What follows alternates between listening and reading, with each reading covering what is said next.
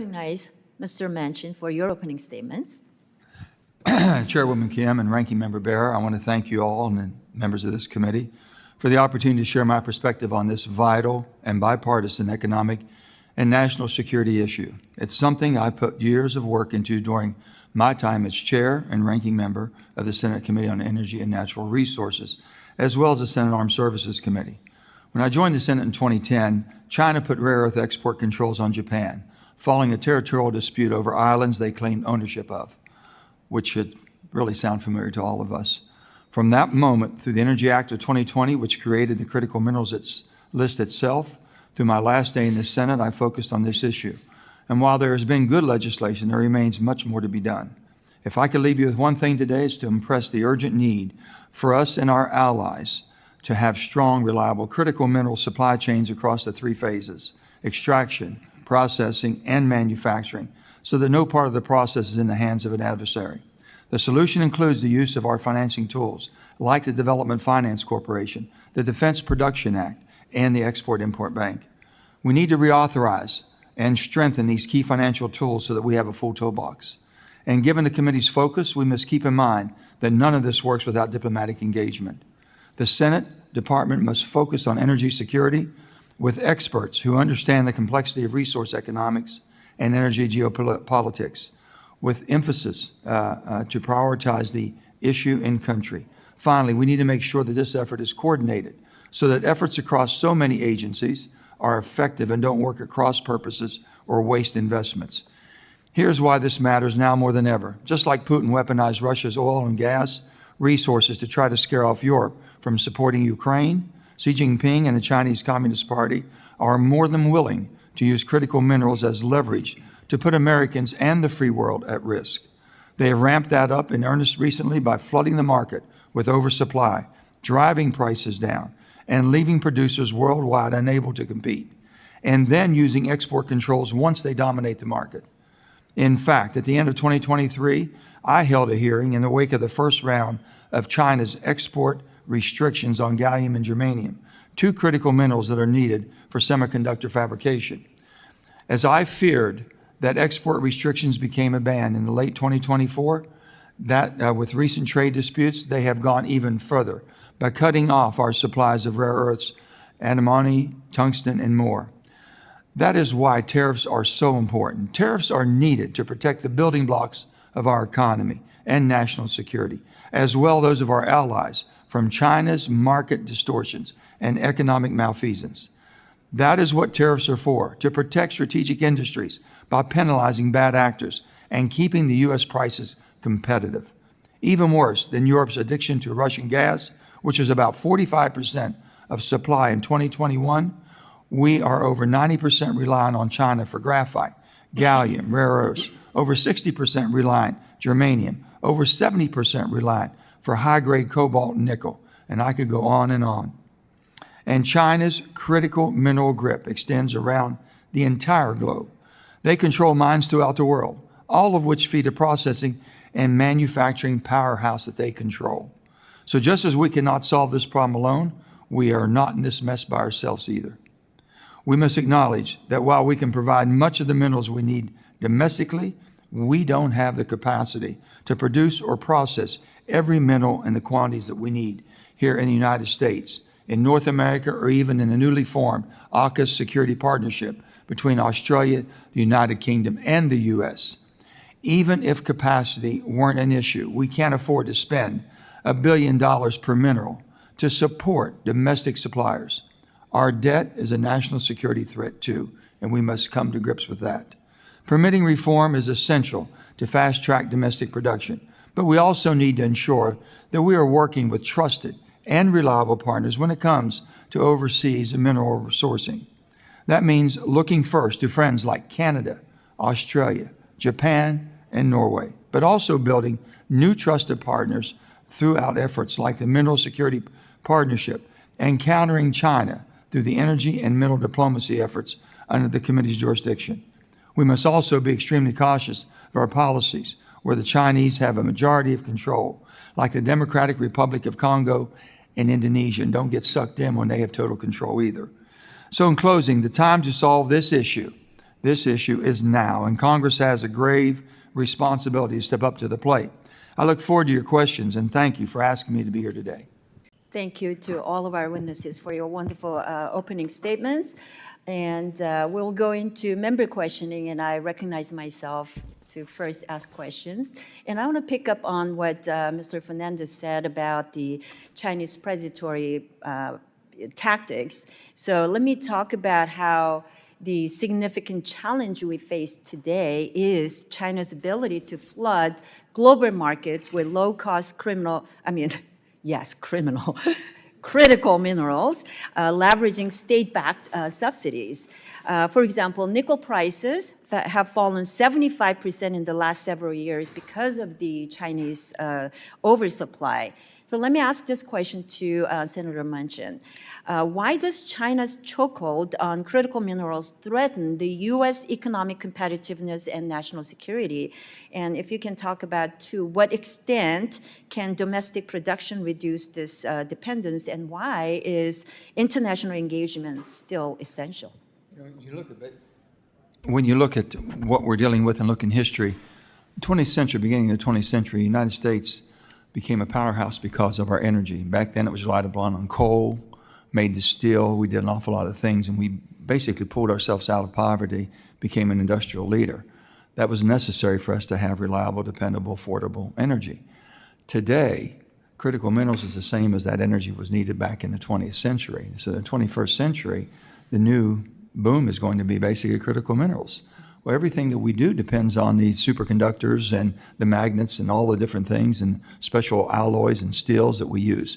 Those are building blocks where I think that we've made a mistake, that we should have trade agreements and we should have basically penalties with tariffs in order to protect our building blocks. That's it. Everything else should be used as an incentive to do trade. But protecting basically our allies and countries across the world that we can rely on. And we have a chain of allies that we can depend on. You have Canada, tremendous cachet of rare earth minerals. Australia, tremendous cachet. United States, possibility of a tremendous cachet we weren't allowed to mine and process. And then you have Japan and South Korea able to do refining. We have a building block right there that we could start and get in the game very quickly. You got to let the private sector in. We can't take this debt on, continue to take all these debts on and the risk.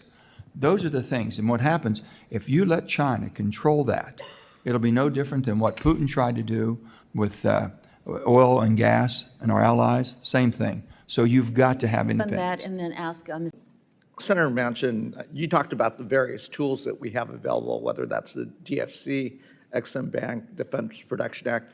Do you want to elaborate a little bit more on that? And, I think one thing is this committee goes through the reauthorization process for DFC. What are some fundamental changes other than we do think we need to increase the limits? Representative Barrett. The question you've asked is a good question because basically what we have is a critical situation in our country right today. National defense authorization would be the way to go right now because you can accelerate, whether it be permitting that you needed for these projects. Permitting is something we've worked on very, very diligently. We've made some inroads, but not enough. In order to do that, to get into the rare earth minerals that we have in our country, I've always said this, you can't ask other countries to do what you won't do for yourself. If we have a cachet of rare earth minerals, we should be able to mine them, we should be able to process, and we should be able to manufacture. And working with our allies around the world, we should do the same. You got to form a block, really, and basically a national defense authorization for the defense of our country. And this is what is at stake right now. Can we defend ourselves? Can we have the defense we need? Do we have the critical minerals for that, computers and chips? Do we have it for our economic growth? Compete in AI? All the things we're competing with right now. It's a race, basically, who's going to lead the 21st century and beyond. And the United States has been the leader. It's basically leadership's looked upon from the free world, and whether we survive or not. So with that, I think it's critical to use what you have now, but the big elephant in the room right now is national defense authorization. It allows you to bypass an awful lot of this and determination that we've got to have this done as quickly as possible, and it could be. Great. Thank you, Madam Chairwoman. And my first question is for Senator Manchin. Given President Trump's March the 20th executive order titled Immediate Measures to Increase American Mineral Production, to what extent can Congress direct the Development Finance Corporation to use the authorities available under the Defense Production Act to finance domestic mining projects? Anything we do today from the government, we have to consider the debt of the nation, I think. It's very important to all of us. But with that being said, how do we partner up with private is what you're asking, and we can do that. I think the MP project that the President just announced is a very good start. Basically, it's a company that was kind of toyed with the Chinese forever. They really broke the company, put them in bankruptcy, took over basically their production. And basically now we're coming back to where the federal government stepped in to have ownership. A company I'm involved with is called Aramco, just now that we've announced it, mining coal, first coal mine in 70 years in Wyoming. It has critical minerals in the binding, which is tremendous opportunity for us to get 2 for 1. And that's going to be something we think is going to be very promising. There's others in the United States that we can do, but the federal government really has to make, who's going to be the offtake? Is it Department of Defense? Is it going to be the private sector and economy? Well, you've got to protect it from the standpoint that private sector capitalization is going to go where the cheapest prices are. It's just the way the system works, unless it's protected by tariffs that does not allow China to dump on us when you have rare earth, whether it be lithium, granite, germanium, whatever it may be. They can't come in and undercut it to where someone says, well, in the private sector, I'll buy there versus here. And that's where you offset with your tariffs. That's what we think the federal government can do, is they can be the referee. They can put the guardrails on that protects us to grow it, not just here, with Canada, Australia, some of our leading partners, Japan, things that they've been able to do. So there's an awful lot that we have that people work with us and be a partnership versus us trying to do it by ourselves. Thank you. And the second part, what do you feel like are the primary reasons for DFC's limited success in financing mining and quarrying projects, as evidenced by only a 1.2% of its active projects being in this sector? Time, just time, permitting. You know, give you an example. You can start. I'll give you a perfect example. The Mountain Valley Pipeline, MVP. We tried for a long time. It started out as a $3.2 billion project. Because of litigation and time, end up $8 billion. Companies won't do that. They just won't, unless there's some certainty. And that's why I encourage all of you. Permitting, we've worked hard over the years, and Congressman Westerman is a good friend of mine. We work together very closely, and we have a bill we think is very close to being done. We think you all can take it across the finish line. It really needs to be done. You need to codify that. Even the executive orders by the president, with all his goodwill, kind of gets back and forth, seesawed back and forth in process of legislation, if you will. But when you codify something, it's much more permanent. That's what I would encourage. And timing is what's killing everything. They won't go into that unless they know there's going to be an offtake. You can't get an offtake to finance it unless you know they're time sensitive. People are not going to invest billions and billions of dollars knowing they may be strung out 7, 10, 15 years to get something permitted. I think I'll have time for one more question, so I'll turn to workforce. We know that over half of the U.S. mining workforce, about 220,000 people, is projected to retire in the next 5 years. As we think about domestic production, we should be concerned about that. We also know the number of mining and mineral engineering programs in the U.S. has dropped from 25 in '82 to 15 in 2023. Very stark contrast to China, which has actually seen an increase in terms of their engineering programs. Senator Manchin, this is an issue you led on in the Senate quite a bit. How do you think we should address the critical talent gap so that Congress is doing all that we can to ensure that we're building a workforce to address the need? We would encourage you all to pass the Mining Schools Act that we sent over, and I think you all took it under consideration and maybe ran out of time. That's an easy one to pick up and run with right now, which puts us back into the game as far as educating the workforce that we're going to need for the future. Let me, if I can just say something about what you said before. The bottom line is supply and demand. There's a tremendous demand for the products that China is supplying. People really, when push comes to shove, they don't worry a whole lot. They just want that product, and they're paying prices for it, and humans are paying a price, a horrific price. Until we get in the game with our allies in the free world, you're not going to offset that. We have to give an alternative and then protect it with basically tariffs so they can't come and destroy our markets. Then you can put that. But also, we have so many restrictions and obligations that we put on businesses doing business within our sphere of the free world that it makes it more difficult and time-consuming and costly. That's where we have to protect, be more efficient. But the bottom line is supply and demand is what drives it all. But the act that we have, I think you all have that. We're happy to reintroduce it. I can get some of our friends to bring it right back to you all. Appreciate that. Thank you, Madam Chair, and thank you to all of our panelists for being here today. Very important topic about critical minerals, their importance for American safety, security, economic prosperity, and also the challenge that we face with China and their control over key parts of the supply chain. So thank you all for being here. My first question is, how is China currently leveraging its control over the supply chain against us and our allies? Is it mostly focused on economic control, or is there also a national security element that they are laying a trap for us? And I'll go to any of the panelists who want to start. Well, I mean, they started a long time ago. This is back in the 90s when they saw something that they thought they could control and get involved with. And they're doing the jobs that nobody else wanted to do. The refining they do is basically extremely harmful to the environment to a certain extent that we wouldn't accept that at all. With that being said, they don't have anybody to answer to. You know, their form of government basically allows them to do as they wish. And they've been able to basically capture a market that says, listen, you send all your product to us, they go over and do the mining, send their people over to do the mining, send it back to China to do the processing, refining. No one else is willing to do it. And there is ways to do that. You know, there's technology that can do it much cleaner, much more safer for the environment and for the workers. But they dominated that market and had a 20-year start on all of us. So how do you get that? You can't say, well, we can't sit back and just accept what it is. We can get into the game very quickly. I think the President, Trump, is in Pennsylvania today, in your beautiful state, right next door to my state.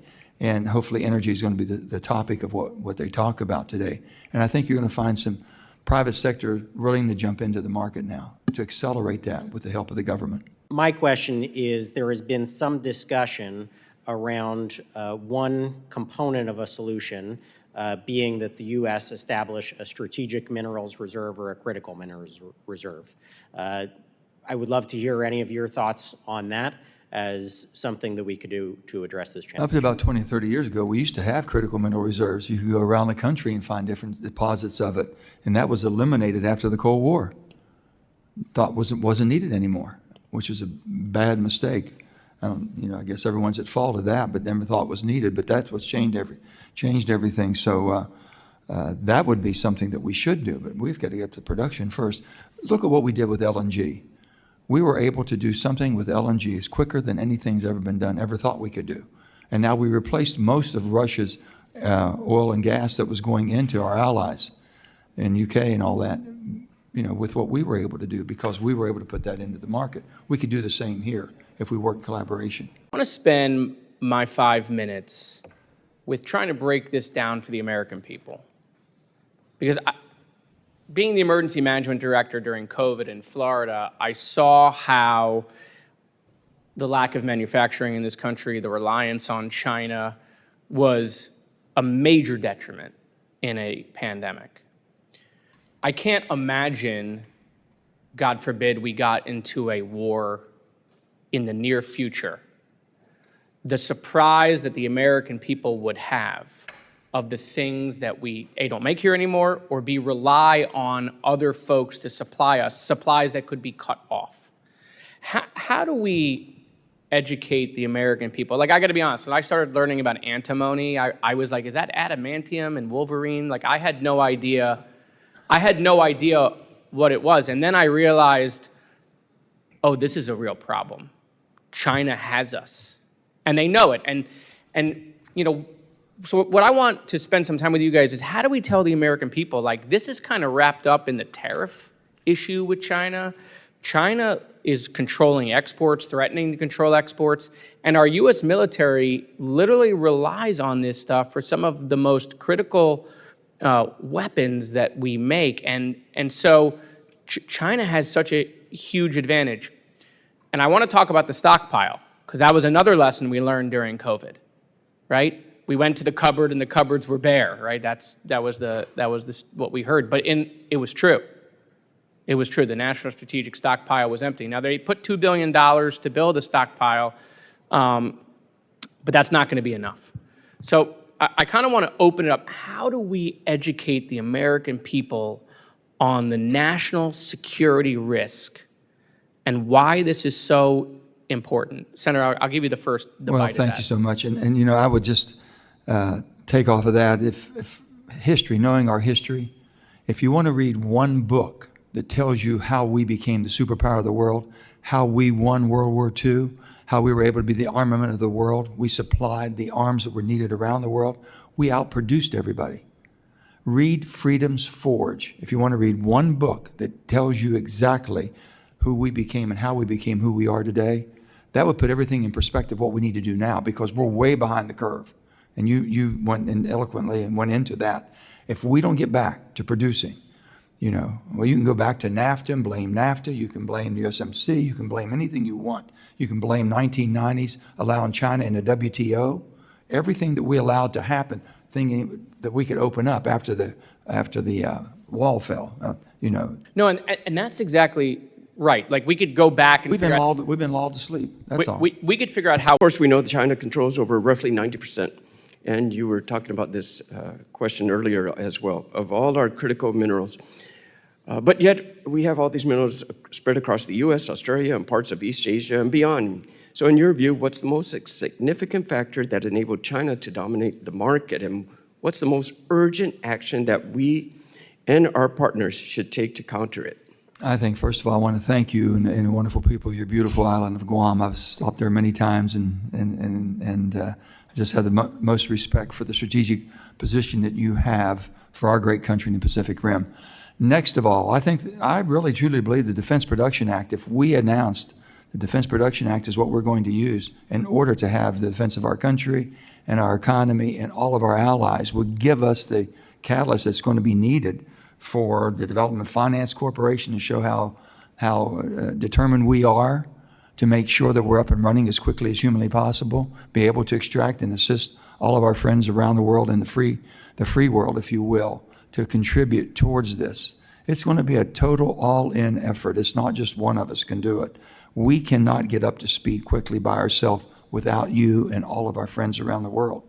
That's what we have to rely on. And that's really how we can protect your markets also, with the trade, if you will, tariffs, protecting so China doesn't come in and distort your markets that they've tried to do. We've watched how they've been very aggressive in that part of the world, and we're determined basically to defend and help you. I would say one more thing too. Is there some way that when you think about it, if it wasn't for the ore that China gets from Australia right now, what kind of a crimp would that put? What kind of a bind would they be on if we were able to, all the free world, consume Australia's ore so they wouldn't have to go to China for that market? That might be things we could do to really put a pinch on them too. Today, China accounts for 70% of global rare earth element mining, 92% of rare earth refining, and 90% of rare earth magnet production. It controls 99% of global gallium refining, which is a key material for advanced microelectronics used in U.S. defense systems. This is a real concern because, as you know, in April, China imposed export restrictions on 7 of 17 rare earths, many of which are essential for U.S. defense platforms, such as the F-35 fighter, which contains 920-plus pounds of rare earths per unit, Tomahawk cruise missiles, and joint direct attack munition smart bombs. U.S. defense firms such as Raytheon, Honeywell, Lockheed Martin face supply delays, rising costs, and potential production halts. So breaking China's chokehold on these critical mineral supply chains will require more domestic production. Senator Manchin, you know this well. The Department of Energy estimates that recoverable coal ash, and coal waste in the United States contains between 11 and 17 million metric tons of rare earth elements. U.S. consumption last year was just 8,800 metric tons. So we're talking about a domestic resource of rare earths that contains over 1,000 times our annual demand for rare earths. Given that scale, Senator Manchin, wouldn't it be a strategic failure not to include coal-based mineral recovery from West Virginia, Kentucky, Wyoming, Pennsylvania, across this great fruited plain as a core pillar of our national critical mineral policy? Well, thank you. And I think both of our respective states, both of our universities are working very closely on this now as far as extraction from our waste, from our coal finds, things of that sort, and also water coming from coal mines. All that stuff can be turned into a tremendous value for our country.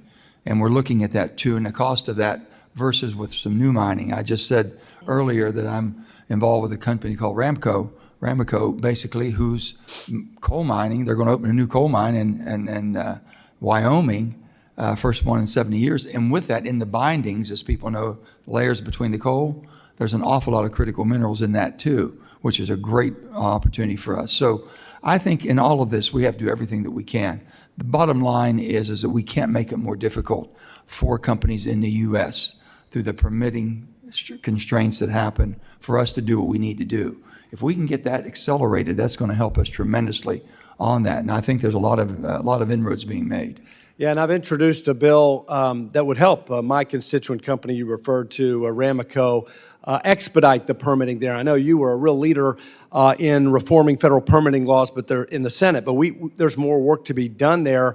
I do have a bill called the Rescue Act, which I would urge my colleagues to support, which would use that Fast 41 streamlining process for streamlined permitting for rare earth extraction from coal. I think that's important. But also, Senator Manchin, speak to the potential of using the Defense Production Act. I don't know if you've thought about that, the Defense Production Act to cut through all this red tape to allow for coal mining or extraction of rare earths from coal. I definitely have been speaking about Defense Production Act. I think it's the one tool that shows the urgency that we have in our country to defend ourselves and be able to help our allies.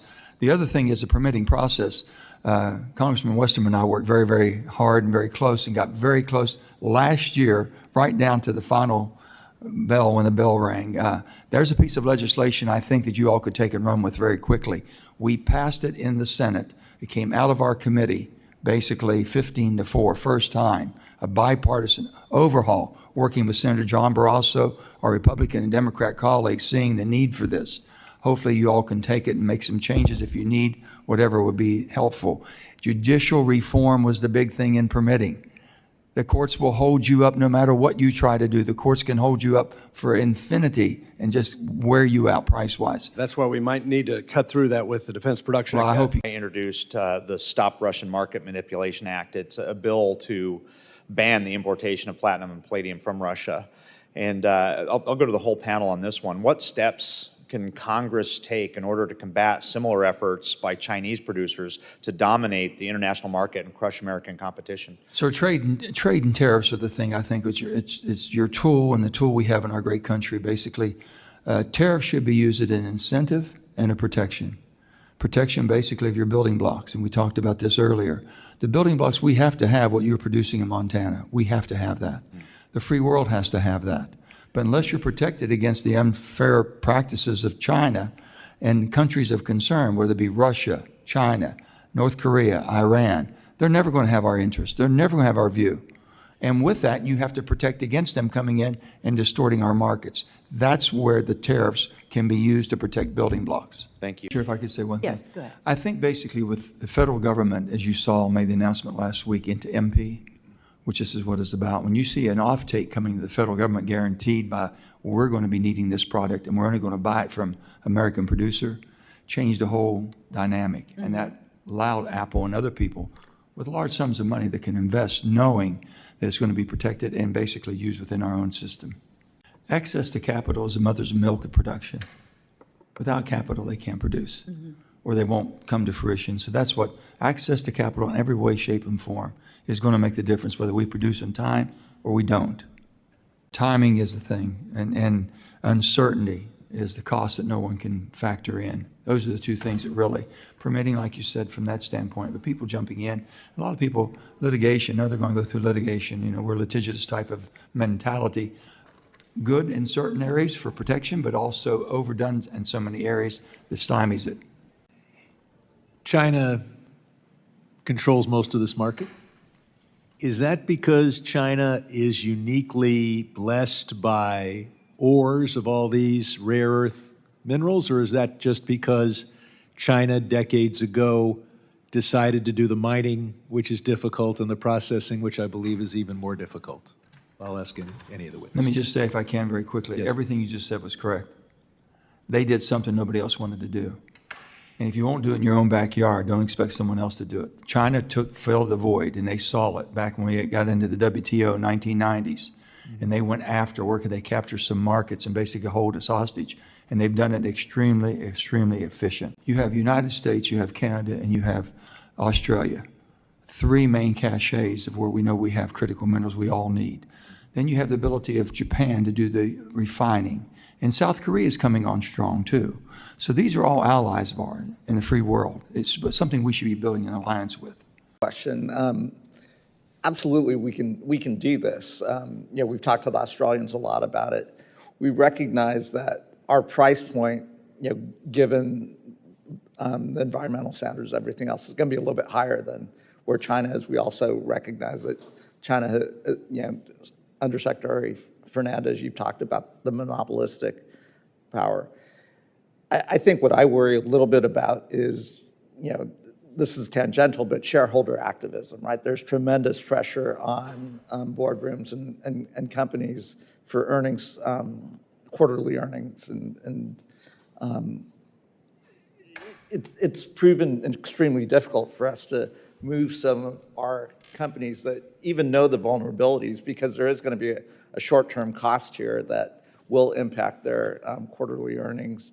And we don't have to get into it, but I just put that one out there. That is something that we actually have to also think about, is the long-term investments that give them long-term profitability, as opposed to really the short-term investments that drive some of these decisions to continue staying invested in China or making further investments in China, even when they know the long-term vulnerabilities are there. So you want to talk about that? It's become the American way, which is not beneficial for us right now. Basically, everything's return on investment, shareholders' demand, makes very, very bad decisions. And the bottom line is pay me now or pay me later.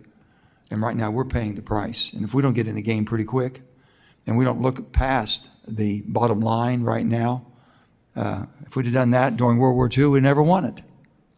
And we're in that same situation right now.